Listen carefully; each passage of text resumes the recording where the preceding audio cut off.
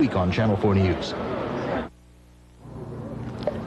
A spectacular eclipse of the sun at midday today, highly visible across a big chunk of the American South.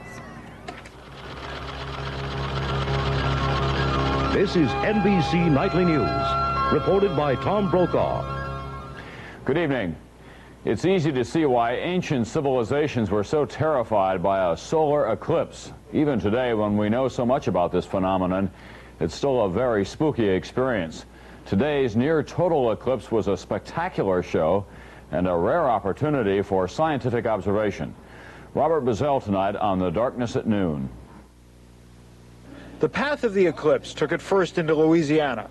Along the Mississippi, hundreds of amateur and professional astronomers, along with a lot of other people, gathered to watch. The astronomers came from across the country, and they used all sorts of instruments to study the sun. An eclipse is one of the big things that an astronomer can see in his life, and there are very few of them. It is the event of 1984. In my case, I won't see it in my lifetime again. As the moon covered more and more of the sun, the light took on unfamiliar hues, and the temperature dropped suddenly. This was downtown New Orleans. Finally, the moment of maximum eclipse. As the moon passed in front of the sun, the twinkling lights called Bailey's beads were visible.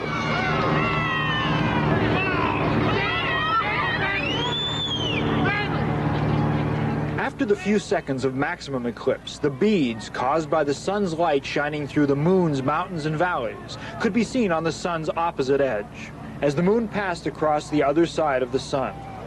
The viewers enjoyed what they saw. It was the most ecstatic thing I've ever experienced astronomically, and I've done a lot of stuff. Oh, it was even better than I imagined. And they kept watching as the moon disappeared.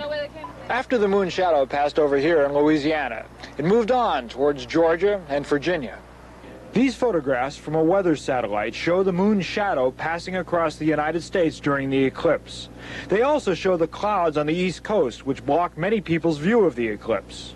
But despite the weather, the partially obscured sun was seen in many cities. This was the view in Miami. Amateur astronomers turned out in Chicago and in Los Angeles. Even on a rainy day in Boston and in Washington, people saw that for a time, a chunk of the sun was missing. Robert Bazell, NBC News, New Orleans. And as important as an eclipse is to astronomers and other scientists, to the rest of us, of course, it's mostly exhilarating entertainment. In those areas where the eclipse was most visible today, Nature's show drew a huge crowd. Here's David Hazinski. Atlanta sat directly in the middle of the eclipse's path, and as the light faded, the city slowed down. Lights came on in office buildings, and drivers turned on their headlights. Animals being watched during the eclipse got ready to go to sleep. Birds began to roost. They are beginning to think it's night, or night is coming on. The Atlanta College of Art held a candlelight picnic to celebrate the occasion with a champagne toast to the sun. At a city park where thousands gathered to watch the eclipse, the wind slowed and the temperature dropped. When we got here, it was 64, and it went to 56.7 during the eclipse. Many of the people who took the day off to watch the eclipse brought complex filtered telescopes and cameras to watch the sun. But others, warned that the sun could cause eye damage, used boxes or plain cardboard. Just put a pinhole in some cardboard and look at the projection on a full steel of cardboard right there. What people saw was almost all of the sun hidden from view. It lasted only a few seconds, and the city never got completely dark, but it was enough to fascinate most of the observers. It was beautiful. It felt weird, and I expected it to get a lot darker than it did. Still, this was the last chance that most of the people here will get to see a solar eclipse at home. The next one won't occur until the next century. David Hazinski, NBC News, Atlanta. And in Mexico, where the eclipse was also highly visible, superstitious farmers stayed indoors, worried that if they were to go outdoors during an eclipse, their crops could be ruined. Coming up, Phil Bremen in Baghdad on reports of a new Iraqi attack in the Persian Gulf. Lisa Myers with the Mondale campaign and its big bid for California's Hispanics. And Jim Bitterman in Normandy on deception and the element of surprise on D-Day. Never thought my baby daughter would become a lawyer. Oh, Dad, you always said I could do anything. Well, I said it, but You actually did it. Let's have some coffee. Only half a cup. But you love fresh brewed coffee. Yes, but the caffeine. Look. Brim decaffeinated coffee? Well, if it tastes this rich, fill it to the rim. Fill your cup to the rim with the richness of Brim. Tie game, last inning, Mudville's up. There's a signal for the bench. Could be a squeeze play. Here's the pitch. Mudville wins it. We're here in the Mudville locker room. Make that mud room. What's your lineup for tomorrow? Clean uniforms. No problem with my heavy-duty white Westinghouse washer. It'll even get this kind of dirt out, so we can play clean. And me. White Westinghouse. We're making things better for you. This is Mr. Goodwrench. Did you know that your GM car's engine uses more air than gasoline? For every sip of gas, it takes 15 gulps of air. That's why a clean air filter helps keep you from wasting power or damaging your engine. So let Mr. Goodwrench check your oil, fuel, and air filters. Chances are you'll save gas and money, too. It's another of Mr. Goodwrench's good ways. To keep that great GM feeling with genuine GM parts. Iraq tonight announced a new attack on a target in the Persian Gulf. It said the bombing underlies its determination to tighten the blockade around Iranian ports. Phil Bremen tonight is in Baghdad. Iraq said the latest attack was this evening against what the Iraqi command called a large naval target south of Karg Island, Iran's main oil port. The Iraqis said their warplanes scored direct hits on the unidentified ship and returned safely to base. There's no independent confirmation. This Iraqi Air Force photo, recently published in an English-language Baghdad newspaper, shows a burning tanker and salvage ships in November 1982. But only in the last few weeks has Iraq intensified its effort to deny Iran the imports and oil sales that have enabled Iran to continue the war. Dozens of tankers lie at anchor in safer waters to the south, waiting for the danger to pass. But a few daring captains are still venturing toward Karg Island. The Taiwanese captain of the tanker Atlantico spoke by ship-to-shore radio with correspondent Ike Siemens in Dubai. How do you feel about going to Karg Island? Well, nothing special. I've been doing the trade for more than 10 trips. But aren't you afraid that someone might attack, the Iraqis might attack your ship? Yeah, that's our profession. There are unconfirmed reports that the Atlantico may have been the target in tonight's Iraqi attack. On the Iranian side, as many as 500,000 troops are massed along Iraq's southeastern border. Iranian President Ali Khamenei paid a visit to cheer them on in their holy war. The next Iranian offensive has been predicted for the Muslim fast of Ramadan, which begins tomorrow. Diplomats here in Baghdad say Iraq is bracing itself, rushing troops to the front, dragooning unwilling recruits off the street. But the Iraqi government is ignoring international appeals, even from its friends, to spare commercial shipping. The attack, announced tonight, serves notice that Iraq plans to continue squeezing Iran at sea. Phil Bremen, NBC News, Baghdad. And oil traders in this country said today that Iran now has started offering discounts on its oil to make the risk to shippers more worthwhile. The discount is said to be as much as $1.50 below the official price of $28 a barrel. The United States government today, by the way, reported that the nation's foreign trade deficit set a fourth straight monthly record in April, topping $12 billion. In other words, imports exceeded exports as they never had before. As Mike Jensen reports tonight, these and other economic developments also had a big effect on Wall Street today. It was a wild day on Wall Street. Huge swings in the market, reflecting anxiety over the prospect of higher interest rates and a worsening economy if something isn't done about the enormous federal budget deficit. Because of higher interest rates and other factors, there's an increasing chance of another recession in 1985, or at a minimum, a flattening out in the recovery process, and that would not be a good environment for the stock market. The first thing that unsettled the market was the report of the nation's record foreign trade deficit. The huge trade deficit was caused by Americans buying more from foreign countries, things like petroleum and automobiles, than they sold to them. Sales of U.S. wheat and tobacco, for example, have been declining. If the trade deficit continues at this rate, it will almost double last year's total. The second unsettling development was the report that Bolivia was suspending payments to its creditors. Bolivia is not nearly as big a borrower as Venezuela and Brazil, but its announcement still caused concern. The stock market fell more than 14 points altogether. Then, suddenly, the market turned around. It gained 25 points in half an hour. The sharp turnaround in the stock market was caused by the reports that Iran was selling its oil at a discount. That would help reduce inflation, especially if the price cuts spread. But analysts quickly pointed out that higher insurance premiums on ships loading at Iran's Karg Island more than use up the discount. So the stock market began falling again and ended the day almost where it began. A very nervous market reflecting a very unsettled economic outlook. Mike Jensen, NBC News, New York. One of the longest winters in this country now has turned into one of the wettest springs, especially on the East Coast today. A third day of heavy rain caused rivers to rise above their banks. Many towns in northern New Jersey were flooded, as were other suburbs of New York City. Wearing waders didn't necessarily make walking any easier. Roads were impassable in many areas. Where cars could move, the going was rough. One man decided to go sailing. The main thing was to stay above the water. Of the major childhood diseases, only chickenpox is still widespread. Up to 3 million children get it each year. A few of them, of course, die of complications. But now, for the first time, a vaccine has been tested with great success. A study reported in the New England Journal of Medicine found it to be 100% effective. The vaccine was developed in Japan. It may be available here in 2 years.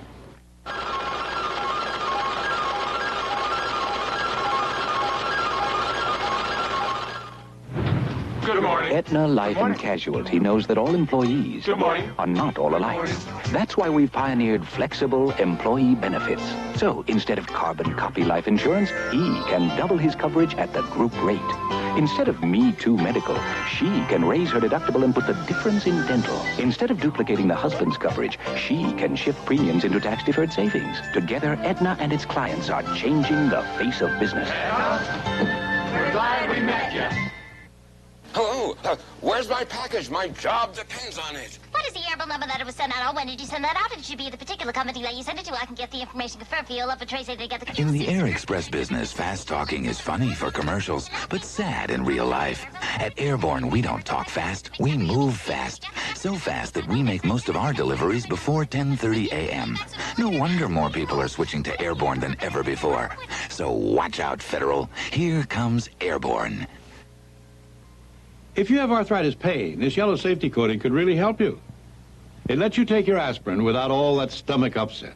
It's new safety-coated APF, arthritis pain formula. The story is on the box. Outside, a special yellow safety coating protects your stomach. Inside, maximum strength aspirin relieves minor pain for hours. Doctors say take aspirin. This new safety coating lets you do it. New safety-coated APF, arthritis pain formula. Soviet dissident Andrei Sakharov is alive, well, and eating regularly. Or at least that's the claim of the official Russian news agency TASS. It today denied reports that the 63-year-old Nobel Prize winner is on a hunger strike. Earlier today, however, another Soviet source said that Sakharov was hospitalized Friday because Russian officials feared that he would starve himself to death. U.S. military sources said today that at least 25 new Pershing missiles now have been deployed at 2 U.S. Army bases in West Germany. The sources confirmed estimates by the West German anti-nuclear movement. NATO plans to have 108 Pershings and 96 cruise missiles on German soil by 1986 to counter the SS-20s deployed by the Soviet Union. Opposition to those Pershing missiles is just one issue that is putting a lot of pressure these days on West German Chancellor Helmut Kohl. Another is a metal worker strike that has idled hundreds of thousands of workers in his country. And Kohl got a taste of the opposition today as he addressed a rally of his Christian Democrats in Hamburg. It seems that a group of left-wing radicals infiltrated the rally. They let loose with eggs and paint-filled balloons. Kohl later said it was this kind of behavior that enabled Hitler to take power. Meanwhile, in Great Britain, police and striking coal miners fought in the streets of Yorkshire as Union Chief Arthur Scargill tried to lead his pickets to the gates of a coke plant. Scargill was arrested just as he was to resume negotiations in the 12-week strike that has turned increasingly violent. In this country, President Reagan told his newest military officers today that their highest calling should be peace. Mr. Reagan was speaking to the Air Force Academy's graduating class in Colorado Springs. Chris Wallace reports tonight. The event was tailor-made for the president. White House aides were selling Americana today, and they had a scene to make a campaign manager weep for joy. The president, 1,000 Air Force cadets, and the Rocky Mountains, and not a protester in sight. Mr. Reagan got right in the spirit of things, siding with the Air Force against its Service Academy rivals. The Air Force Academy is 7,250 feet above sea level, and that's far above West Point and Annapolis. It was a day for the traditional values the president likes to talk about. He told the cadets they must defend freedom, and he mentioned the one program he always cites when talking about the future. America's future will be determined by your dreams and your visions. And nowhere is this more true than America's next frontier, the vast frontier of space. Then Mr. Reagan stood in the sun for almost 90 minutes and shook hands with every one of the 997 graduating cadets as they accepted their diplomas in 2 lines. Finally, the traditional end of the graduation ceremony. The president did not make much news on this trip, but news wasn't the point. What the White House wanted was pictures, so that while the Democratic candidates are seen climbing around toxic waste dumps, Mr. Reagan is seen urging on Olympic athletes and Air Force cadets. Chris Wallace, NBC News, with the president in Colorado. Chris Wallace also reports tonight that the Reagan campaign plans to have a woman deliver the keynote address at this year's Republican convention. And Catherine Ortega, the Treasurer of the United States, is the current frontrunner. She's young and Hispanic, and campaign officials think that she'll help dispel the GOP's image as a rich man's party. But she hasn't done much public speaking, so the campaign will get her a speech coach. The Hispanic vote, of course, traditionally goes Democratic. Walter Mondale is hoping that it will go heavily to Mondale this year, especially next Tuesday. As Lisa Myers reports tonight, that vote could make the difference out west. They hold the balance of power in the California primary, are the single most important voting bloc, in a position to deliver almost a third of all the delegates. And they support one candidate overwhelmingly. Mondale. I think it's a good candidate, and he's doing the best for our people. I mean, he gives people more what they want, I think. What Hispanic leaders wanted from their old friend Mondale was a more acceptable position on the highly charged issue of immigration. He don't like Simpson-Mazzoli. Simpson-Mazzoli is a bill to require national identification cards and penalize businesses which hire illegal aliens. Hispanics claim that would result in widespread discrimination against all brown-skinned Americans. Earlier in Florida, Mondale objected only to certain parts of the bill. I'm not for the Simpson-Mazzoli bill in total. But now in California, justice in this country, in my opinion, must mean dignity for all people in our country, and that's why the Simpson-Mazzoli bill is wrong, and that's why I oppose it. Hispanics also wanted more time to lobby for their own bill, so Mondale called House Speaker Thomas O'Neill, who agreed to delay a vote on Simpson-Mazzoli. With Jesse Jackson making significant inroads and with Hart doing better with this group than in previous states, Mondale supporters argue that all these actions were crucial to ensure Mondale holds on to 60 to 70% of the Hispanic vote. I think it was very important. If he really needed to get the support of the Hispanic community, it was essential. Essential because California is winner-take-all, and that the winner of each congressional district wins all that district's delegates. With Hispanics able to deliver as many as a third of those districts from Mondale, they could provide at least a political safety net and perhaps a lock on the Democratic nomination. Lisa Myers, NBC News, with the Mondale campaign in San Francisco. Jesse Jackson wrote to George McGovern today saying that he would not attend a party for McGovern tomorrow night, a party organized to help McGovern pay off his campaign debts. Gary Hart and Mondale are scheduled to attend, but Jackson said he has decided to pass because, in his words, it's too early to celebrate party unity. Jackson complained that Hart and Mondale have not done enough to promote full participation in the Democratic Party. And a story that has just emerged from last fall's Grenada invasion shows that it is just as important for a soldier to think straight as it is to shoot straight. An Aviation and Space Technology magazine reports this week that a U.S. Army unit was cut off in a house on Grenada, surrounded by Cubans. One of the Americans located a telephone in the house, whipped out his credit card, and called Fort Bragg, North Carolina. Army officers there in turn notified the Air Force, which sent gunships to the area, scattering the Cubans. It was the soldiers' good fortune that the Army operator didn't answer. Fort Bragg, hold please. Next, Jim Bitterman in Normandy on the elaborate trick that helped make D-Day. The same size families are building the same size homes, but they're not making the same choices about the electricity they'll use. Let's get the efficient one. Let's get the green one. And making better electric choices in the beginning makes electricity an even better value in the end. Now both families are thrilled to be living in brand new homes. But for one of them, it's a cheaper thrill. Electricity. It's the power of choice. Thanks to the K, you can't pinch an inch. Thanks to the K, you can't pinch an inch on me. With the help of the 220-calorie Kellogg's Special K breakfast and those big, crispy, low-sugar, high-protein flakes, I can't think of a tastier or better way to start my day. Thanks to the K, you can't pinch an inch on me. Whirlpool would like to shed some light on the smart way to keep food. Refrigerators that offer premium features at a reasonable price. Crispers and meat keepers with their own controls. Porcelain enameled interiors and no fingerprint doors. Even an electronic monitoring system. All premium features at a reasonable price. And all with the traditional Whirlpool promise to give you your money's worth and make your world a little easier.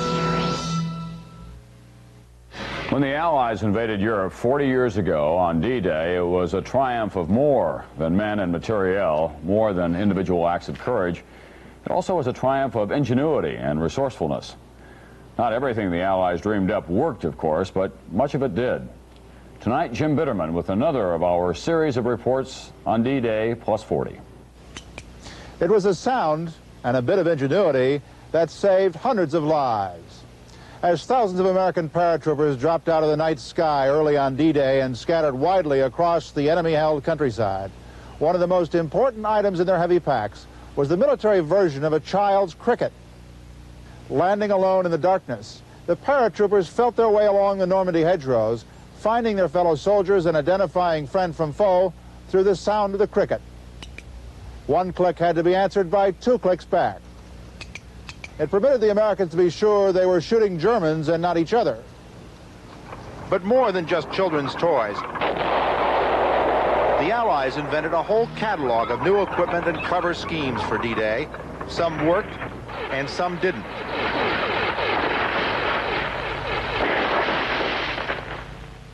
The so-called swimming tanks equipped with a flotation collar were launched improperly during the invasion. 27 of the first 32 sank like stones. Some ideas were essential to the invasion plan, like the huge floating harbor they called Mulberry that was constructed in England and towed to the invasion beaches. Without it, the Allies would have had to capture one of the French ports, all of which the Germans strongly defended. But some rubber tanks and planes that couldn't fly were part of the most successful D-Day invention, the elaborate and brilliant deception plan. Signal Corps officer Nicholas Lampos was one of those who helped pull it off. We created, in the minds of the German intelligence analyst, a fictitious army group. Using fake military hardware like this, the deception experts built up an entirely phony base to trick German aerial reconnaissance. To trick German spies, a real enough general, George Patton, flew in and made some public appearances as the commander of the Phantom Army. He went on maneuvers with a few of his troops, but just a very few, since in all, only 1,000 or so men were involved in the entire deception operation. Yet they fooled the Germans into thinking they were a force of nearly 400,000 men, 13 divisions.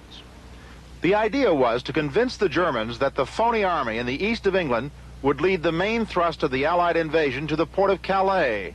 The Germans had most of their highly mobile Panzer tank divisions there, and the Allies wanted to make sure they would stay there. The real invasion force came from the west of England and landed in Normandy. But the Germans had swallowed the deception plan.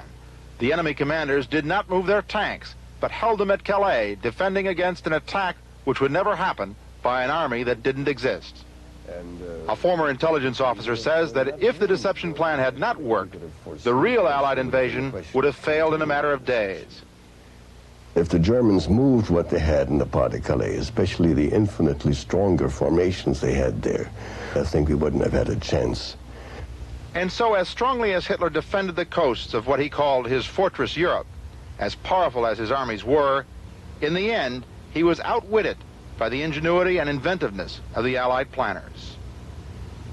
Jim Bitterman, NBC News, Normandy. That's Nightly News for this Wednesday night. I'm Tom Brokaw. Good night from all of us at NBC News. Miss Morrow, I finally solved my figure problem. Stop. Look. Listen. Cross yourself over to a Playtex Cross Your Heart bra. Cross your heart? It crosses over, lifts, and separates to help you cross over to a better figure. Wow. Now you won't need these to stop traffic. And now stop everything. Come to the Cross Your Heart summer sale. Save 20% on Playtex Cross Your Heart. 20%? That's some sale. AT&T is in music. How? With our people. People who can show record companies how to use our AT&T long-distance network to fill orders electronically from distributors all over the country. So the music never stops. The people of AT&T Communications. We're thinking about your business in ways you never thought of. I'm Bryant Gumbel. Tomorrow morning on Today, British Prime Minister Margaret Thatcher. I'm Jane Pauley. We'll play TV trivia. Join us tomorrow morning on Today. Cheer up, honey. Things will work out. I'll see you. You don't feel like yourself. Nothing's any fun anymore. My mind wanders. Is your appetite off? I haven't slept right for weeks. Nobody feels right all the time, but when these symptoms persist, it could mean a serious illness, depression. Fortunately, depression can be diagnosed and treated. What did he say? Said he could help. This message was brought to you by Pfizer Pharmaceuticals.